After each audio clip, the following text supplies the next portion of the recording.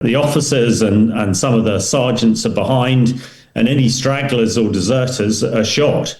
So the fact that 20,000 have gone AWOL from the front line is probably only showing a tiny bit of the story, because no doubt lots of them are being executed before they've got that far at all. So it is brutal. And the final bit to this is that brutality also breeds corruption. Really, since the First World War and through the Second World War, everybody has known how corrupt the Russian military is, with officers using soldiers almost as slaves, and with soldiers selling anything from ammunition to food to try and make some money.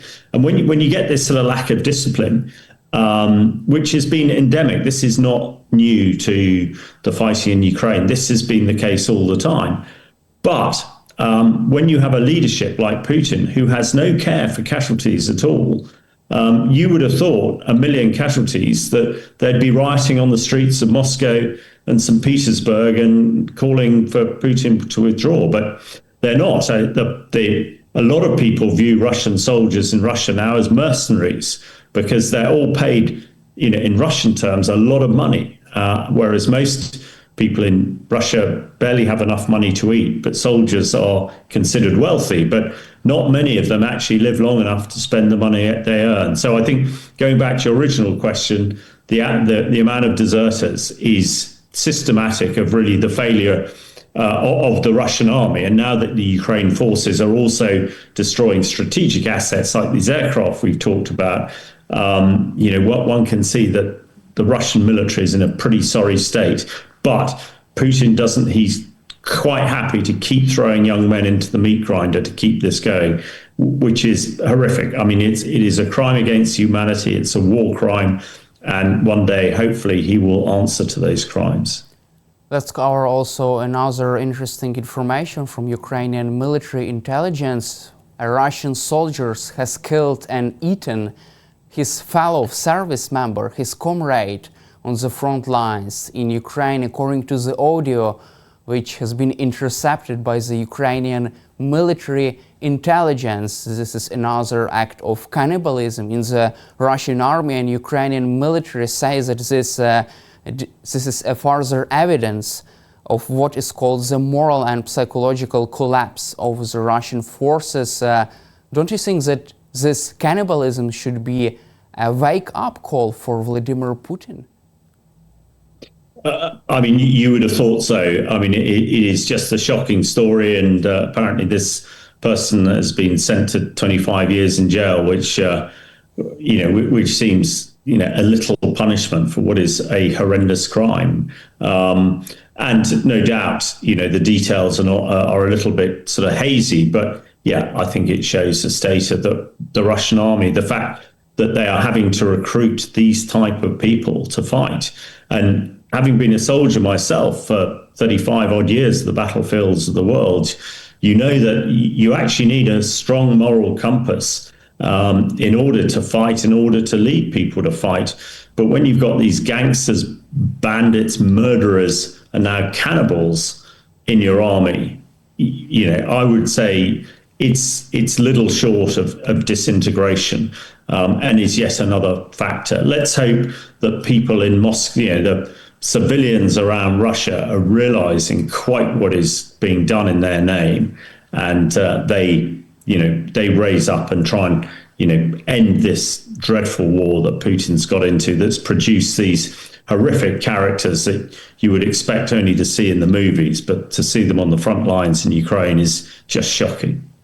Let's cover also situation on the ground in Ukraine. According to the latest analysis by The Telegraph, Russia's summer offensive is faltering, and Russian army has not yet achieved any kind of breakthrough despite its initial plans to capture the 4 regions of Ukraine, as Vladimir Putin ordered his army to do so. However, it seems like these advances have been stopped by the Ukrainian military. What is your assessment of this stage of Russia's so-called summer offensive?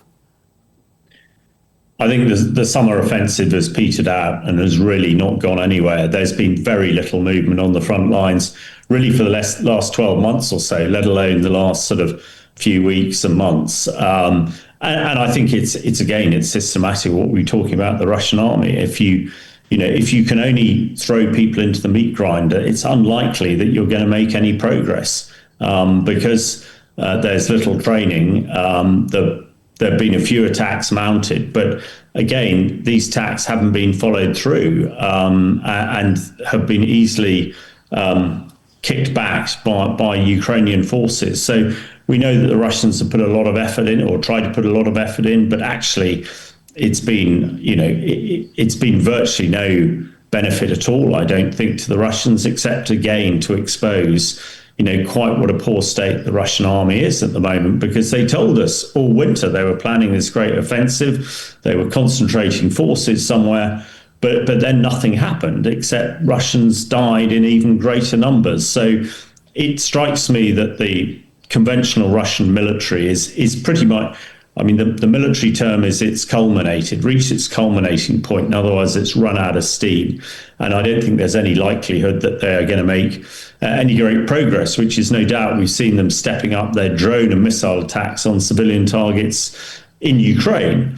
But I think the hope now that NATO have had its summit, and that European countries are spending 5% on their defence, everybody's investing in defence, and NATO countries in Europe are being much more bellicose, much more demonstrative about their support to Ukraine and the desire to get the Russians out of Ukraine as much as possible. We wait to see what the president of the US, Donald Trump, does next. He's obviously heavily focused in the Middle East at the moment, where he can probably gain some success. Only today he's lifted all the sanctions in Syria, and no doubt at some stage, when he's finished with his domestic politics this week, he will turn his sights back on Ukraine. So things are getting teed up now, and I think eventually the tide really is turning in Ukraine's favour. And let's hope Ukraine gets enough support from European allies to be able to push that forward and force Putin to a ceasefire table to get a just peace for the people of Ukraine. Also, recently, Russian dictator Vladimir Putin has promised to scale back Russia's military spending in the future after Kremlin official warned about the risks of recession of Russian economy.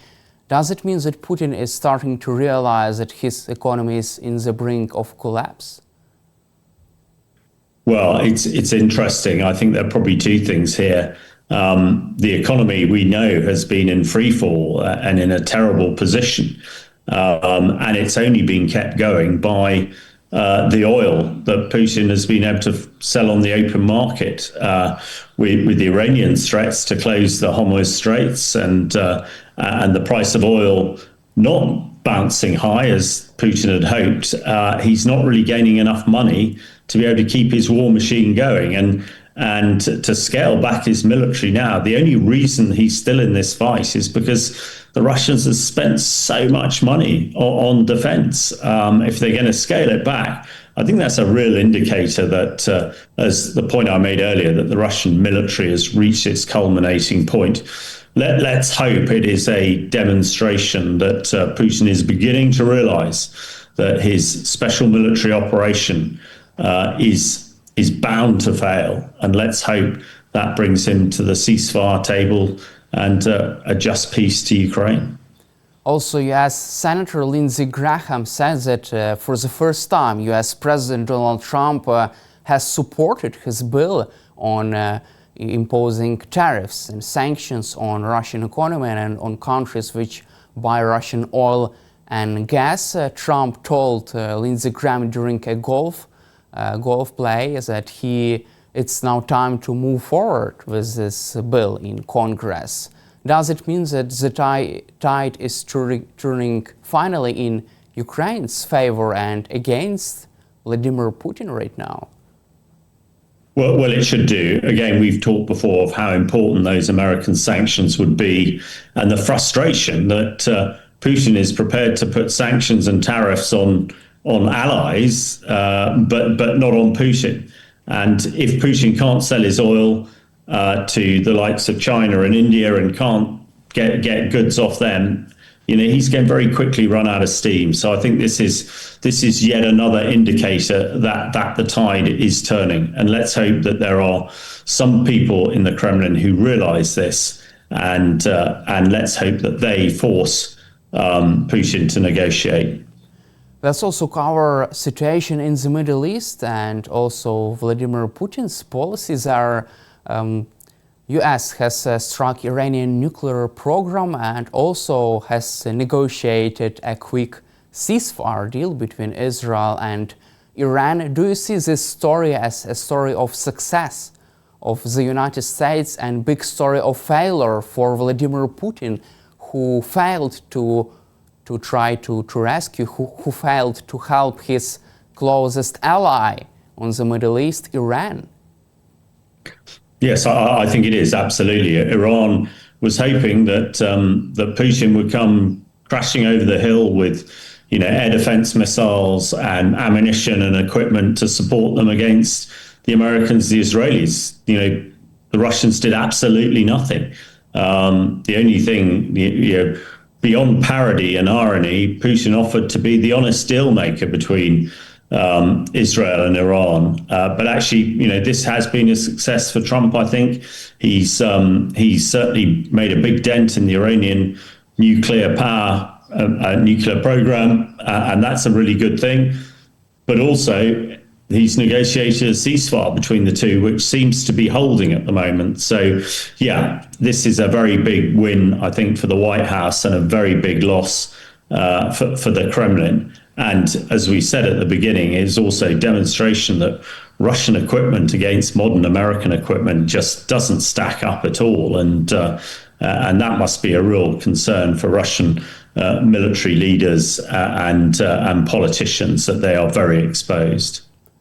Also, during this situation in the Middle East, the White House, US President Donald Trump took a decisive stance on Iran and made decisive decisions to strike Iranian nuclear program. Don't you think that Kremlin fears such decisive decisions of the United States in Ukraine? And do you feel that this situation, these decisions to strike Iranian nuclear program, can also change Trump's thinking on Ukraine and could force Trump, also persuade Trump to take the same decisive decisions in Ukraine?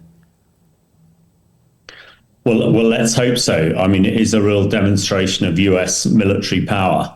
But I think we all know that the Israeli lobby in Washington and the White House is massive, and the Israelis and the Americans are probably the closest of allies. But it is a demonstration that America, if it does decide to flex its military muscles, can achieve some very strategic attacks, like we saw in the various nuclear sites across Iran. So, yeah, let us hope that now President Trump has got a taste for success, that he wants to carry on and do the same in support of Ukraine.